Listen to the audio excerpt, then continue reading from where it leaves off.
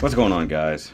So last week we did the unboxing of this awesome Kotobukiya frame arms kit, and today we're going to do the review.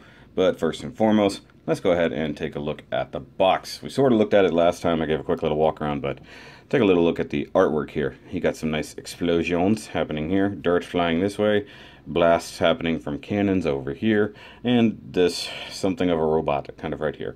I think there's robots on these boxes, I'm not sure. But it looks pretty cool. And as we discussed before, frame arms kits are very much not Gundams, not Gunpla, but very, very similar. And we'll see that as we go through this, but it's pretty cool. You get the frame arms logo up here. I don't know why the M's are the same thing. They just are. Multi-assemble mechanics unit.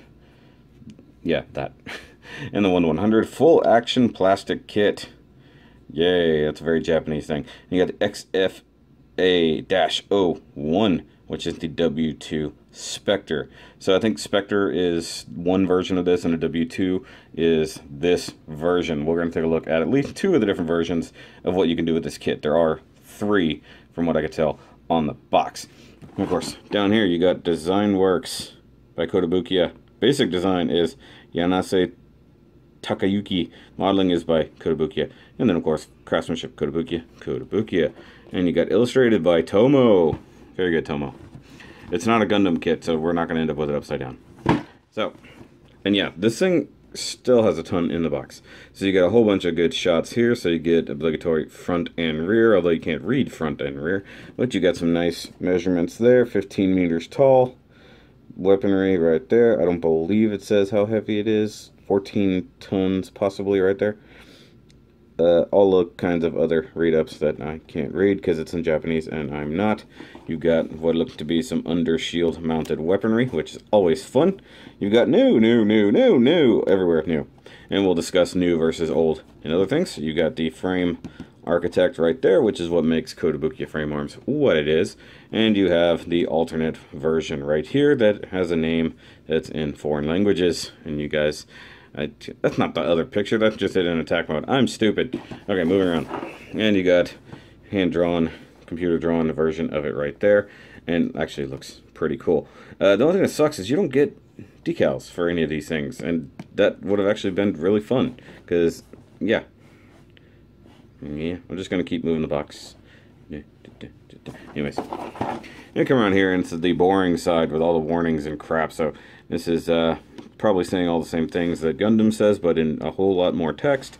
Ages 14 years and older. Hey, I'm right in the middle of that.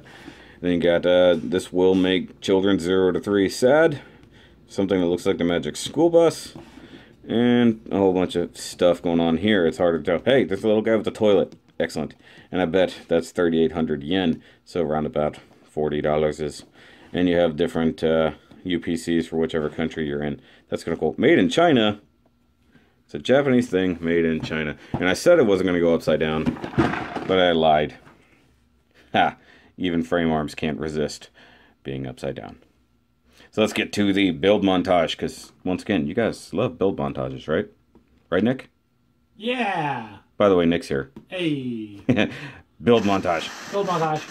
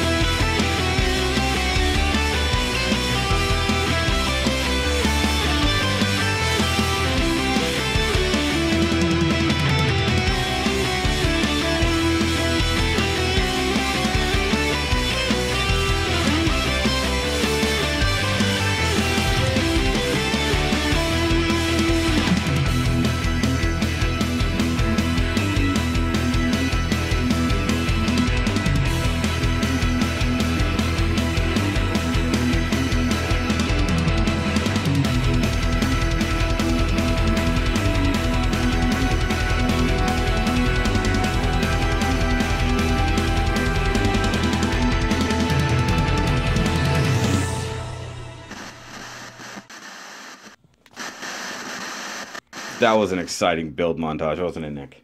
So exciting. He loves the build montage. He was, in fact, singing the build montage music while we were doing that. And it was weird because he did it for hours. Just kidding. And in slow motion. That was actually him singing. Yeah. But anyways, let's go ahead and look at the Werewolf Spectre. As you can see, it's multiple shades of blue and or gray. I have to lower the light so you can actually see these things. And, you know, as we discovered during the unboxing, this thing is actually multiple colors, although it's really, really, really hard to tell. So you got the thighs are actually a nice gray. You've got the rest of the legs, which are very, very blue. And then you've got some dark grayish, almost black right here for the center chest section, which I assume would probably be the cockpit. You also have this cool metallic silvery color for the hands and actually the frame. And then you will see some of my favoriteest dark gray ever in little points like here on the knife, over here on the actual cannons. You get to see a few places. We'll take closer looks at that in a little bit. You will also notice that I did a really bad job right here, and it just splooged all over the place. So you got painted details back here on the shields, and then we'll see more on the, don't look at those. No, those are secret. Don't look at those just yet. And another thing, this thing came with no decals, as I mentioned before. So you've got spots like right here on the leg that have to be little sensors or something. You've also got the main visor here and underneath on the main face. We'll look at that in a minute. But also, like these areas here on the knees, those needed to be white. They were not. Same thing down here on the little feetsies. The top of the feetsies had to be white. So I did, in fact, have to paint those. Huge pain in the butt, but I did a decent job, if I do say so myself. Now, this is, of course, the final version of the Spectre. He does have a different mode, and we'll cover that later, because it includes all of these parts that have to go on there. Well, technically, the hands don't go on there, but we can actually look at the excess hands now. Oops, I dropped one. Sorry, extra parts, go over here. You stare at the light. So we've got a little bitty fisty, like so, little bitty fist. It's actually very similar to a Gundam hand. It's just a couple pieces slapped together and a backing thing, but no ball joint. This one just inserts directly into the hand.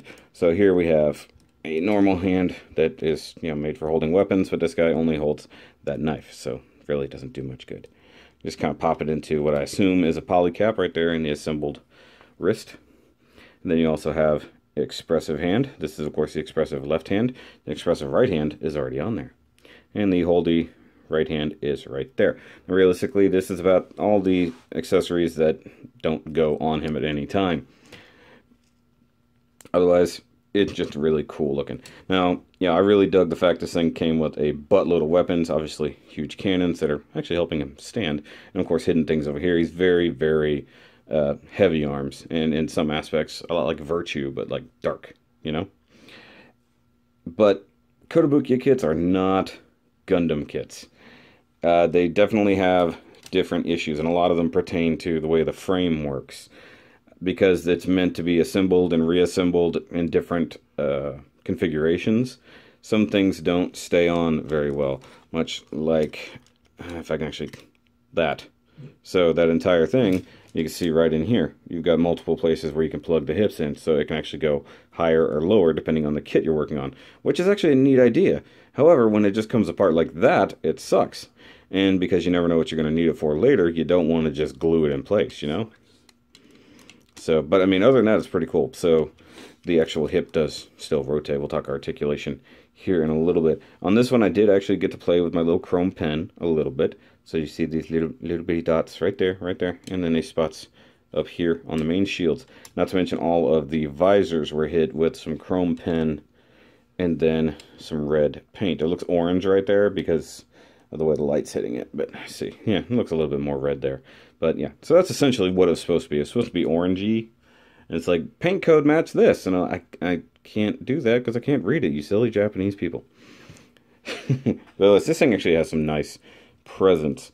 Let's see here if I have anything nearby that I can compare it to. Well, here's Wally. Hey. So you can see that it is definitely, you know, decently scaled kit. And because we made the comparison, there he is next to Heavy Arms. So lots of guns versus lots of guns. So I don't know who would technically win this. I believe he actually has more hidden weaponry. But you can see here, even though it's a 1 to 100 scale, it's a little bit shorter than a standard Wing Gundam, which is already on the smallish side for, you know, a Master Grade 1 to 100 size.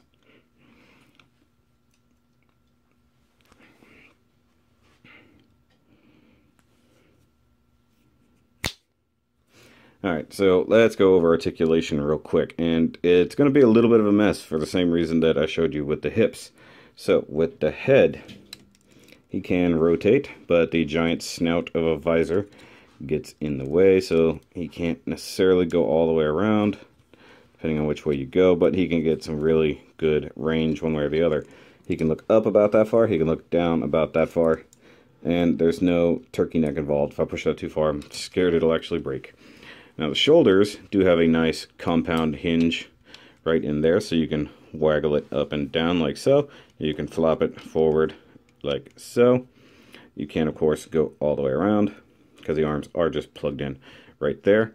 Now you can move the shoulder armor around and kind of lock the arm in like a lower position, stuff like that. Same thing sort of going up, so you can raise and lower it kind of however you want. I'm not really going to get much of a high teacher, but we can try if we really go for it. It's more like a con moment, not so much a high teacher. That was more like, hey, you guys. It was more of a hey, you guys. That's fine. Sorry. No, that's fine. Now, one thing that does suck, he does have bicep rotation right there. That's actually not the problem. The problem is right below that in the way the elbow assembles. So it assembles very much like an HG, but on a almost a no grade level. So it kind of sucks. That came apart on me a couple times. Now I do believe it's only a single jointed elbow, or if it is double jointed, it's currently locked in place because of that. Also, I like the nice molded detail there in the actual elbow. You can see a little bit of paintwork here and there and on these little spots. Of course, the wrist does just rotate, and there's a little bit of flex up and down like that. No jokes, please. I said no jokes. Hey. Okay, so one thing I have to be careful of, these little bits like to be squished and like to fall off. So you do get waist articulation if I can grip it anywhere that will allow me to do it. So you get rotation, and you get a little bit of kind of, it's not really ab crunch so much as it is just leaning forward. I do really like these things, but man, they're so fiddly. Come to the back, actually, you can see that butt skirt will wiggle a little bit, but more than likely I think it's just because it's coming off. Which I will talk about. The back skirt, the way it's pieced together, sucks. It's bad. Is that a train? That's a train. I was like, what was that noise? You guys probably couldn't hear that. But unlike my last review, hopefully it won't be interrupted by somebody smashing the concrete with a bat. Like you guys saw in the last one, it was a really strange situation. What? What happened? Oh, you didn't see that on Master Grade Monday? No. I'll tell you about it later. Hey. We can show you the video too. Gotcha. Okay, coming down to the legs, we've got hip actuation. Once again, that is annoying. So you can kick forward, yay far. You can kick back about to there until the butt skirt gets in the way, or you can just knock the butt skirt off, whatever. Now, due to the armaments on the legs, you're not getting a whole lot of bend there. So, but if you move that out of the way, I do believe, yep, you can get a kind of a ridiculous double knee joint. So it doesn't work together. So just like one knee works, then the other knee works, and then the whole thing just flops about just indiscriminately. That's weird. Yeah, it's a weird compound knee joint. It's not meant to do what just happened, but that's what it is. But I'll go ahead, since this is already out, I'll just leave this down. Like so. Come down to the ankle. You do get some swivel here. You get a little bit of ankle tilt. It's really, really stiff. So, knew it was going to happen eventually. Of course, it actually just came unpegged that time. It didn't actually fall off from the hip. So, dynamic poses are not the easiest with these guys, especially with the fact this guy has such a small foot. You know, you're not going to get a really far step, but he can do something like that. He looks important or something, doesn't he? There we go. I think he's looking at Nick. Yeah. Hey. But yeah, so there's a lot of issues with this, mostly because the armor is just all over the place, literally. But you do get some movement here with this little knee piece. Got to be careful because it's already scraped the painted part of that knee, so I just have to watch what it does. You do get the extra bit of articulation down here, so it can plant its feet when in shelling mode, or whatever we want to call it. I'm just kind of stealing that from Flauros. So you can plant big old feet like that. Even this little bit back here, the heel spur, does in fact tilt just a little. So when you have both legs out,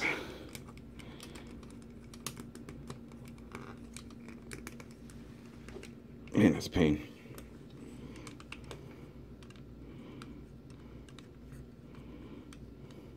So look, that won't even, there it goes. And then while I was planting one leg, the other one gave out.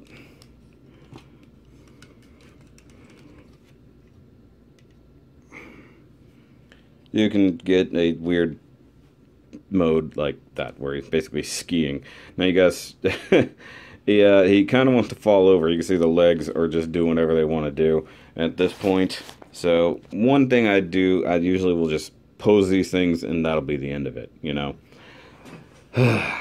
But there's more. There's always more. So you do have these giant cannons that are on the back, and they're on a lovely little swing arm. And you can totally flip it over and give it a nice little plant on top of the shoulder, like so. Now, what good this does, I honestly don't know, because they can't pivot.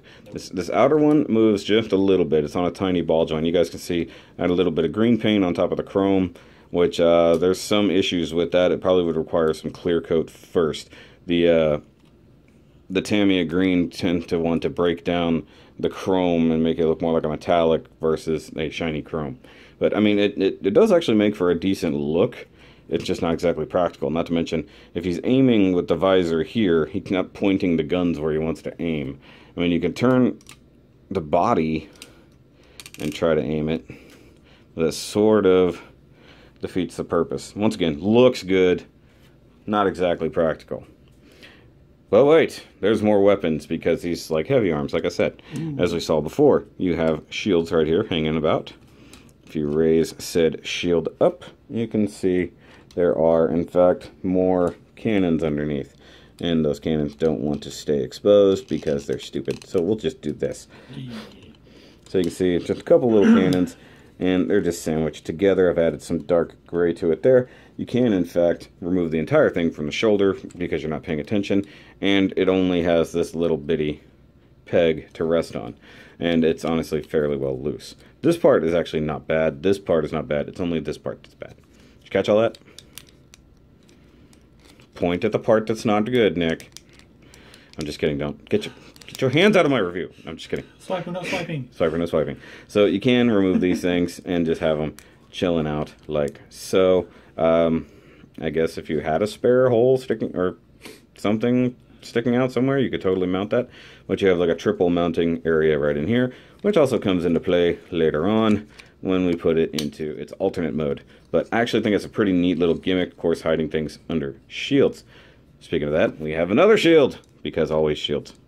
This one's slightly more cooperative, although still very loose. And you have clearly little gas tanks hidden under there. And you can remove that just so we can come look at it.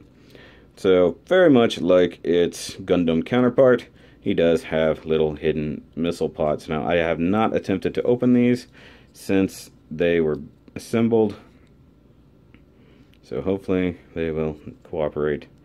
I honestly do not know if they will. Why did you say swiper, no swiping? It's like whenever, like, oh, point at this. Can you guys find where swiper is? There you go. Can you guys point out the loose joint? Okay. I can't see it. Alright, so if I finally got a nail under there, it would work. And whether or not it's really worth it, I can't tell. So you can totally open that one up. I don't know about the rest of them. We'll find out. They did not give you like a little lip or anything So you just really have to try to jam a thumbnail under there. And hope for the best. And also these, of course, were painted, or else they were just all molded in gray. Now I could have done it with just a flat red paint, but I gave it, once again, some chrome with the red. I think it looks pretty good. Makes it stand out a little bit. Though, is it me or is it just under this light? It looks very orange. It looks, from where I'm at, it looks very orange. Okay, so if I pull it back here, does it look more red or orange? It still looks really orange. Okay, so I inadvertently made this orange. Though under the lights in the living room, maybe it'll look different, because I swear it was very, very red when I first put it together. But anyway, I like the look. These things are very, very hard to maintain. Oh, it looks red when you have it, like, pointed that way. Yeah. So it just depends on where the light's hitting it? Yeah. Plus the lights in here are, of course, like, you got pure white and some orange and yellow lights mixed together in here. So things look a little bit different in this room than they do elsewhere. Doesn't look bad, though. So, I mean, it's pretty cool. I mean, you can really, like, arm this guy up and he can just be shooting all the things. And let me raise up to a much higher level. So, actually, the product shot, where's the rotating joint? Shows it, like, doing this number. Like, just kill everything. Just rocket spam the field, basically. That was moving out. But, yeah, that's pretty cool. I do like it. But it's kind of a pain. It really is. Now, like I said before, he does have an alternate mode, and we're going to go ahead and get him into that using all of these parts. So yay for that.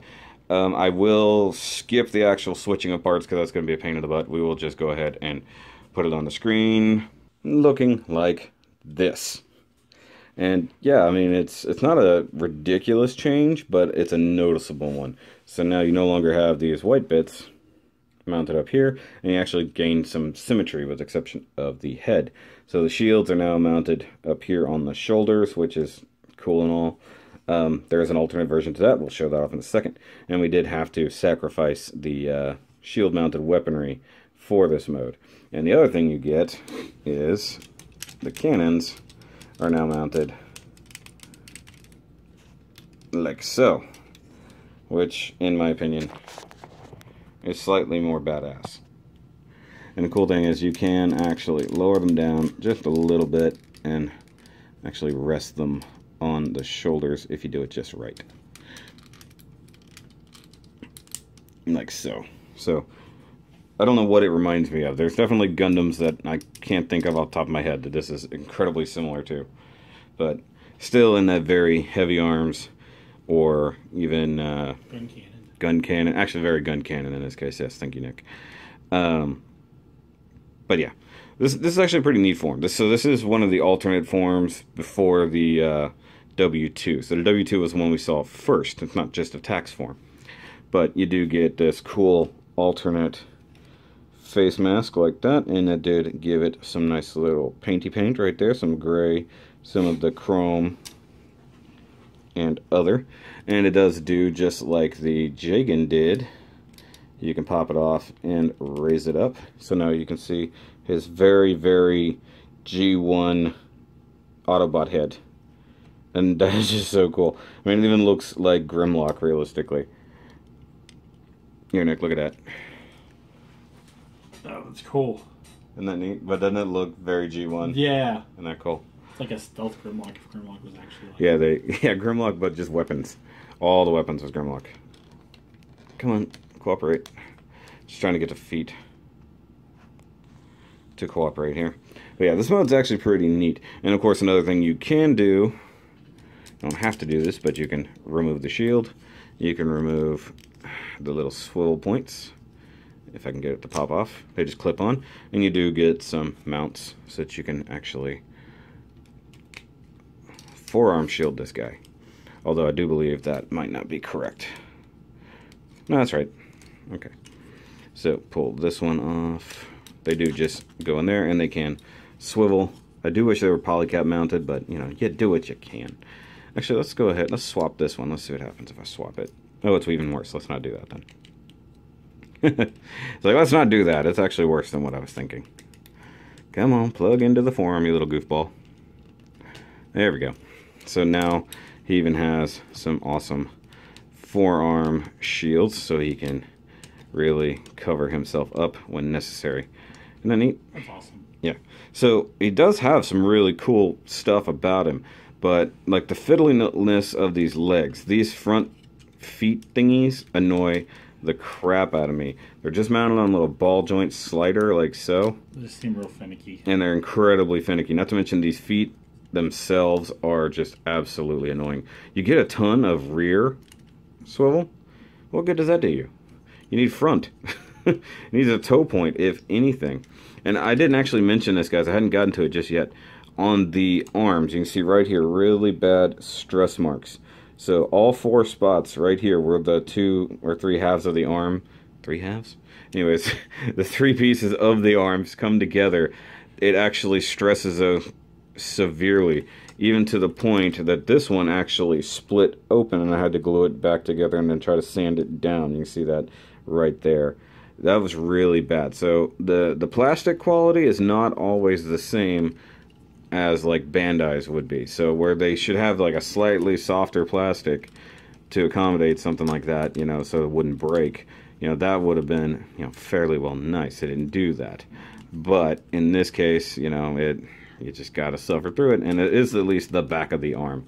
Now once again, these feet, totally annoying. When they work, they do work, but when they're not, it's just absolutely mind-blowingly stupid.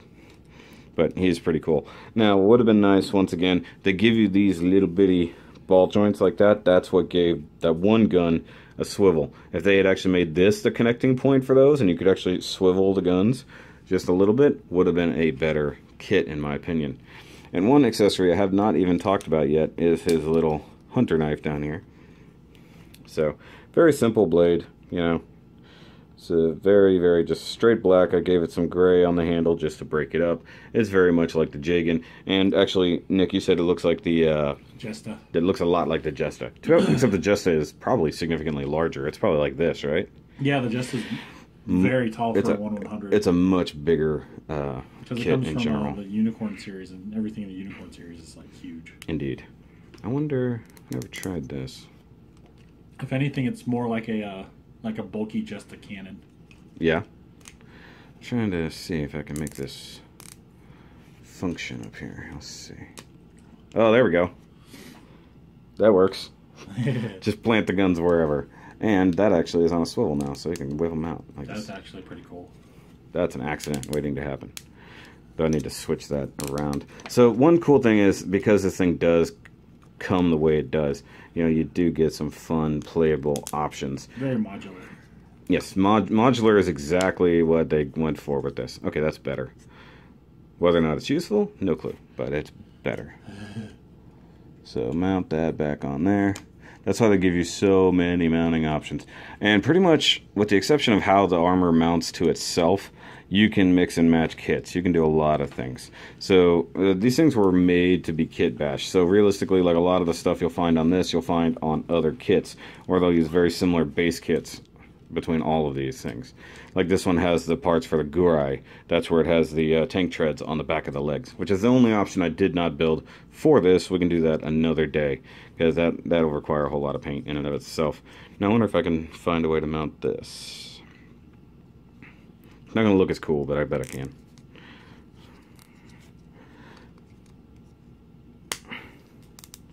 There we go. That doesn't look bad. Doesn't look bad. Doesn't make any sense, but it doesn't look bad. So now he's his own guy. Actually, he looks pretty good right there. I think I made a picture of that. It's all about functionality, not that. There we go. That actually looks really neat. Actually, because we can add some swivel to this, point it forward at the same time. And have those buggers open. Once again, it gets just a hair top heavy and wants to start moving. Oh, I had to push the hips in just a little bit. Oh yeah, let me try to open the most annoying things on the planet here. Oh, okay. Now, I guess the paint might have been holding them shut. Come on. There we go. Ah! Don't just flip over. There we go. This guy's actually pretty awesome now. I improved on what Kotobukiya did in the first place. But yeah, so final thoughts, realistically, this guy is pretty cool. Actually, what if I threw on the long distance nose? Or do we like the tactical face? I like tactical. I need the color separation, though. That's the word of the day. Color separation. It's always the word of the day, guys. Because this guy, oh yeah, see, that's how the head mounts. I just pulled it straight out of the hole there. The cool way, you can see right here, it's got the two little holes right there, and that's how the things tab Some in. easy pegs. So even if it comes with multiple visors, you can do that. But this is how the head mounts. So only that little bitty thing plus this little groove is what keeps the head in place. Very different. Yes, it's very different. Like, I do recommend these kits because they're fun, but they're also, if you're used to Gunpla, it's a little different. Actually, that works. You definitely have to have patience with Kotobukiya. Yeah, I think that totally works, Nick. That works. That works. All right. So yeah, Nick just happens to be here because we were going to do a build day, and I needed to do a review for this guy. So we're going to go work on some kits right now, and you will at least be seeing mine on Monday, the secret master grade. But I hope you've enjoyed this. I hope it does turn you guys on to Kotobukiya if you've never considered them. The frame arms kits are a lot of fun. They're comparable price-wise to master grades. However, like I showed you with this, you can build 3 different kits with this. And what I do like about Kotobukiya is if you guys go to Gundam Planet or any of those other sites, they're very, like, all about having accessories. So there are a lot more accessories that you can There are enormous amount of accessories. Like I showed them with the big cross gun that I was going to try to integrate into this. I couldn't find an effective way to add to this kit, but there's a couple out there I really want. And I've been looking at the Hexagears. Oh, yeah. So maybe in November, December, when those things come out, I might grab me at least 1 or 2 of those Hexagears. I think, what's his name, Mitchell from the E-Cig and Vape Lounge, he has those giant spinning saws of death. Oh, I want those. Those are so cool. I have no use for it, but it's so cool. They sell out like that. Like, yeah. Quick. I don't see the use for it unless you have a specific kit in mind. I mean, nobody sees the use for it. But they're really cool. Yeah. I mean, it's really awesome. Don't get me wrong. But that's neither here nor there. There are tons of weapons, including the battery-powered MSV weapons, is really what they are. And then if any of you are Zoids fans, Kotobukiya also does a whole Zoids line. Yes, they're the ones who make the Zoids happen. So, you know, he's looking at you guys. I like when I just catch it in the right angle and I get to actually see the different colors. So it's really hard, like just looking at it directly. So you got the navy blue and then you have the gray. But if you barely catch it in different light, you don't see it at all. Lots of color separation. Yeah, it's actually really good. It's really cool. Now, of course, actually they do have other variants of this in this color. Oh, nice. They have an all gray version. Yay. So gray and light gray, they have different versions of this. But yeah, if you want to go check it out on Gundam Planet, I can put in the link down below for the Gundam Planet Kotobukiya frame arms kits. But that's going to be it for this review. Guys. And make sure you like, subscribe. I'd like to thank my patrons, as always, Andy Tubbs, SteelAngelJohn. You guys are awesome. And if you guys have not joined the Patreon yet, it'll be on the screen, hopefully right here, if I do it right. Hey. Go over there, donate, check it out, see what it's all about, because you could end up with your own custom-built Shoky kit if you pay for it. But it's all about expanding the page, or expanding the channel, and growing a little bit more, and maybe even giving you guys a little bit more about what you want to see and having a little bit more control on your side for what I make. So something like this, where you guys really did kind of want to see it, it just didn't get voted enough, we could do more in the future for you Patreons, or patrons, whatever. So, hope you guys have a great day. So from me and Nick, I will see you next time. He just happens to be here. I'm here enough. And we'll see you guys next time. Remember, as always, keep on building.